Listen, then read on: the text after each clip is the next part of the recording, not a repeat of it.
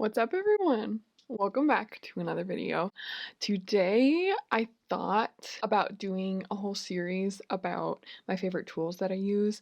I was gonna go into my pencil, my pens, pen and inks, just everything I love using because I had someone comment the other day about wanting a video about how I do line work, which is a big component of a lot of my pieces. It's probably one of my favorite parts to do, and it can affect the whole piece because it's really your hand that's creating that line, and that quality of line can just change the entire vibe of a whole piece. So I love talking about this. So today I was gonna go through all of my tools, and then I realized I could rant about them for so long. So I'm gonna start with my favorite pencil. It's one I've been using for like the last 3 or 4 years.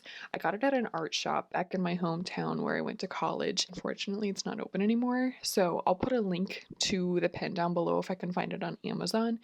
Here, I'm just gonna go straight into it. So it's basically just a mechanical pencil or a draft pencil, 0.5 millimeter lead size and 4B softness. So you just buy the lead separately, like that little packet I had. So I'm gonna flip through. I found some old sketches of trees. This is the pencil I used for these. It's my favorite ever. And this one too. This was a pre-sketch for a piece I did in ink eventually. So I thought I'd just draw some trees for you guys because why not? I love drawing trees. And kind of show you what I love most about the pencil. And you can see it just creates this like varying line width depending on, like, the lead is the perfect amount of thickness.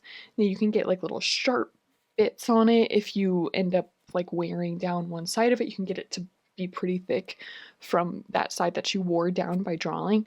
And it's so expressive, but also it doesn't have a super wide range of thicknesses, and that's what I love about it. So you can create almost like a pen quality to it, but it's still varying in thickness enough that it just gives it this character. And I love how dark it is too. That's why I love using 4B lead. I love using soft lead so I can get really dark shades in there. And then, so here I'm just drawing a tree because it's my favorite thing to draw. I don't even know why. There's just something super relaxing about it, and it can kind of just go whichever way you want it to. The roots can overlap. It's a very good, like one of those stream of consciousness drawings where you don't really have a plan going into it, and it kind of just grows as you go, no pun intended. And I started drawing like this because one of my illustration teachers told us about using contour lines. And so I was like, I'm literally going to draw this tree using contour lines, and that's what gives it this really like tangible form because you can see all of the little lines wrapping around it. Ugh, it's one of my favorite things. I'll list some of the artists down in the description box below that really inspired me to draw this way. Added some mushrooms too, because why not? Little foresty scene. And then here, it's perfect for comic lettering too. And I'll show you guys in a bit here how I used this pencil for an entire like comic project here. So this was the finished product here that I'm showing you of the comic, but that's all pencil work that I eventually scanned. So I drew it digitally on these papers. I printed them out. And then I traced those prints in pencil. So these right here that I'm showing, these are all pencil, but that's the same pencil I'm talking about. And I love the quality that it gives, and you get little smudges in there when your hand rubs against it, and it just creates this beautiful texture.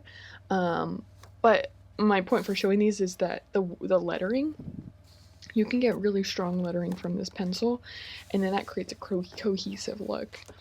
And then for all of these, I use the same pencil for these too for shading. You can see I use tracing paper on these, so that's kind of fun because I'll sketch it digitally, print that out, and then trace over it. And this is all just that one pencil. You can get such a wide variety of textures. Here I'm showing you real quick, just shading a little ball so you can see the different textures that you can get. and you can smudge it a little with your finger. It erases really well. Just another tip, tracing paper, super fun to draw on. So that's pretty much it. I could talk for so much longer about why I love this pencil.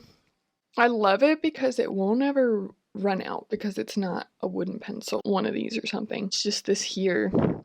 And you can just keep getting new lead to fill it up. Speaking of which, I actually need to go get more. It's just, it feels really nice in your hand. It feels fancy, in my opinion. It kind of makes it more fun to draw with. Like my teacher always said too, the tool doesn't make the artist. Work with what you have, and your tool doesn't change what you create.